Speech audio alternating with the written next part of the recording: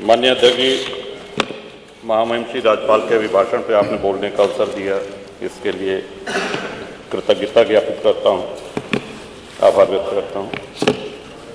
आपकी नज़र में हम सभी बराबर हैं, इसमें भी कोई किसी को संदेह नहीं है। 10 मिनट 38 सेकंड, 12 मिनट 32 सेकंड और 8 मिनट तो, लेकिन हम फिर भी प्रयास करेंगे श्रीमान कि गागर में सागर भर दे। आपको टोकने की आवश्यकता न पड़े।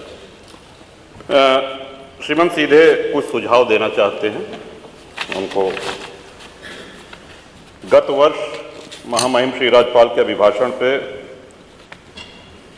जनता की जो समस्या थी, हर उपभोक्ता की समस्या थी कि बिजली के बिल बहुत बढ़ा चढ़ा करके उनको दिए जा रहे हैं और दलालों के माध्यम से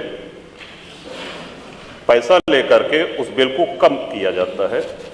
माननीय ऊर्जा मंत्री जी उस समय थे, थोड़ी बहुत आपने सख्ती करी, लेकिन स्थितियां आज जस की तस हो रही हैं और हमको लगता है कि चाहे सत्ता पक्ष हो प्रतिपक्ष हो, सबके सामने ये समस्या आती हो।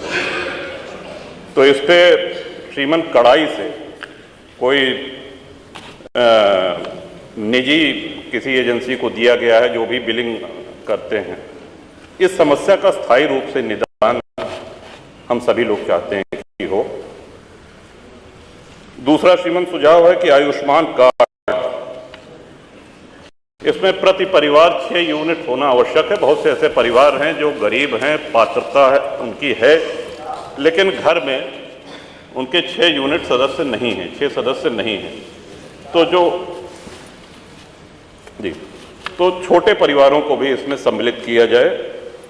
तीसरा श्रीमान निवेदन है कि विधायक निधि से हम लोग जो असाध्य रोगों के उपचार के लिए उसमें धनराशि देते हैं, उसमें विलंब बहुत होता है। पहले तो जिले में जब वो जाता है तो सारे अधिकारी मिल के साध्य है कि असाध्य है, श्रीमान रोग होता है, बीमारी होती है और 1.5 से 2 महीने से अधिक लग जाता है पैसा पहुंचने में। तब तक प्रायः ये होता है कि मरीज तब तक उपचार की स्थिति में नहीं रहता, वो जा चुका होता है। तो इसकी निवेदन है माननीय मुख्यमंत्री जी से भी कि समय सीमा निर्धारित की जाए। विधायक निधि से हम लोग जो उपचार के लिए करें उसमें 10 दिन, अधिकतम 10 दिन उसकी समय सीमा निर्धारित हो और उसमें साध्य और असाध्य का ये क्राइटेरिया हटा दिया जाए। पैसा सीधे अस्पताल जाता है, सरकारी अस्पताल जो जिनको आपने स्वीकृत कर रखा है वहीं जाता है। तो ये साध्य और असाध्य का श्रीमान ये हट जाए तो इससे बहुत ही सरलता होगी। कई माननीय सदस्यों ने छुट्टा पशुओं, आवारा पशुओं की चर्चा करी। एक ही सुझाव उसमें हम देना चाहते हैं, ये समस्या कोई नई नहीं है। हम सभी लोग गांव के रहने वाले हैं और बचपन से देखते आ रहे हैं कि खेतों में मचान पे किसान रात भर जानवरों को हकाया करते थे, रात भर आवाज होती थी। झाड़ियों से बेड़ लगा करके किसी तरह अपने खेतों की रक्षा होती थी। उससे भी और पहले चले जाएं तो मुंशी प्रेमचंद की एक कहानी है पूस की रात, हम सभी लोगों ने पढ़ी होगी। तो उस समय भी ब्रिटिश काल में भी यह समस्या थी खेतों में आवारा पशुओं के चरने की। श्रीमान गौवंश को काटा तो नहीं जा सकता, मारा नहीं जा सकता है। हम ही लोग हैं जो अपनी गायों को छोड़ते हैं, जब वो दूध देने लायक नहीं रह जाती हैं, हमारी ही छोड़ी हुई गायें हैं और उसके लिए हमको स्वयं उनको घर पे रखना पड़ेगा। हाँ, एक सुझाव ये अवश्य है कि अगर हम ब्याज मुक्त ऋण अपने खेतों को बाड़ेबंदी करने के लिए किसानों को दें तो इससे बहुत हद तक समस्या का समाधान हो सकता है। बगैर ब्याज के किसानों को तार बांधने के लिए, बाड़ेबंदी करने के लिए ऋण दिया जाए। श्रीमान, अब मैं आना चाहता हूं कि इस सदन में इस महामहिम श्री राज्यपाल के अभिभाषण में प्रभुराम की जितनी चर्चा हुई उतनी हमको नहीं लगता है कि इसके पहले कभी भी सदन में हुई हो। और सत्ता पक्ष और प्रतिपक्ष भी ये जाहिर करने में लगा रहा कि हम भी भगवान राम के भक्त हैं। भगवान राम सबके हैं, सर्वव्यापी हैं, सर्वव्यापक हैं। बड़ा सौभाग्य था हमारा श्रीमान 22 तारीख को बहुत कम लोगों को आमंत्रण मिला था, वहाँ जाने का अवसर मिला। इतना सुव्यवस्थित कार्यक्रम, माननीय मुख्यमंत्री जी जब माननीय प्रधानमंत्री जी जा चुके थे और सब अतिथि जा चुके थे, तब घूमते रहे, एक एक व्यक्ति से मिलते रहे और वो बड़ा भावनाओं का अतिरेक था। भगवान श्री राम के हम सभी लोगों के जीवन में, हमारे यहाँ अवध में जब शिशु का जन्म होता है तो उसके कान में राम नाम, राम कहा जाता है। जब विद्या आरंभ होता है श्रीमन, तो राम लिखा जाता है तख्ती पर, उसका हाथ पकड़ करके। और अंतिम यात्रा के विषय में तो हम सभी को पता है, राम नाम सत्य है कहा जाता है। वो भगवान राम किन परिस्थितियों में तंबू में रहे, निर्वासित रहे, इस बात की प्रसन्नता इतनी गांव-गांव है। कोई ऐसा गांव नहीं होगा जहां भंडारा ना हुआ हो, कोई ऐसा गांव का पुराना मंदिर नहीं होगा जहां रंगाई पुताई न हुई हो, कोई ऐसा गांव, कोई कस्बा नहीं होगा जहां भंडारा न हुआ हो, जहां दिवाली न मनाई गई। और सभी प्रसन्न थे। और आपको भी श्रीमान, इस बात का हम सभी लोगों की ओर से आभार है, आपने तय किया है कि हम सभी लोगों को दर्शन कराने ले चलेंगे।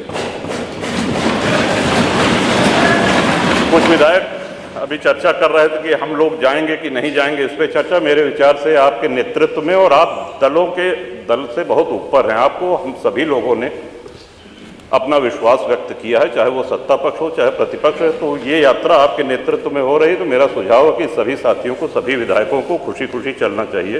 ये कोई राजनीतिक यात्रा नहीं है और उसका अहोभाग्य है जो जाए। आपके माध्यम से श्रीमान एक और निवेदन करना चाहते हैं। श्री राम मंदिर निर्माण में कितनी भावनाएं जुड़ी हुई हैं, इसका अंदाजा इस बात से भी लगाया जा सकता है कि अयोध्या और उसके आसपास के सूर्यवंशी क्षत्रियों ने पिछले 500 वर्ष से साफा नहीं बांधा, पगड़ी नहीं बांधी, छाता नहीं लगाया। विवाह में दूल्हे को साफा बांधा जाता है, पगड़ी बांधी जाती। उनका वो प्राण प्रतिज्ञा आज पूरी हुई है। कितने लोगों की इच्छा,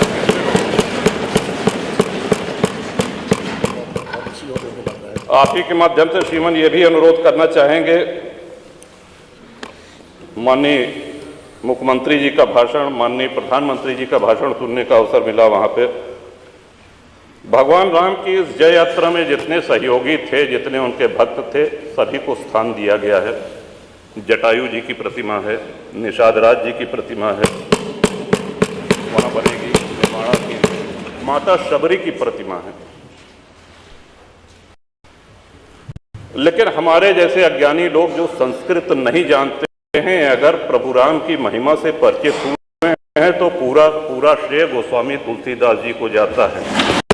मैं आपके माध्यम से श्रीमान अनुरोध करूंगा कि गोस्वामी तुलसीदास जी की एक प्रतिमा, और उन्हीं कलाकार के द्वारा, श्री अरुण योगीराज जिन्होंने रामलला सरकार का विग्रह बनाया है, उन्हीं के द्वारा निर्माण करके माननीय मुख्यमंत्री जी अगर वो करें तो हम सब लोगों के लिए ये बहुत ही प्रसन्नता की बात होगी। तुलसी बाबा की वहाँ पे मुक्ति लगे। कवि बेनी श्रीमन हुए, उन्होंने तुलसी बाबा के लिए कहा था कि वेद मत शोध शोध शोध के पुराण सब, संत और असंतन को भेद को बताओ तो, कपटी कुराही क्रूर कली के कुचाली जीव, कौन राम नाम हो की चर्चा चलाओ तो।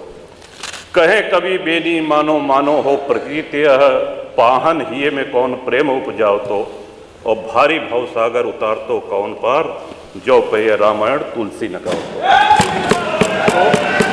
तुलसीदास जी की वाणी, उनके ग्रंथ को कितने श्रद्धेय कथावाचकों ने हम लोगों को सुनाया है और भवसागर पार किए हैं। इन्हीं शब्दों के साथ श्रीमन जो हमको कहना था सारी बातें आ गई हैं। क्षेत्र के विषय में डिग्री कॉलेज हमारे हदगुआ क्षेत्र में और बिहार में चाहिए, ये आपके माध्यम से हम कह दे रहे हैं श्रीमन। बाकी शुभकामना और महामहिम श्री राज्यपाल के अभिभाषण का समर्थन करता हूं। बहुत बहुत धन्यवाद।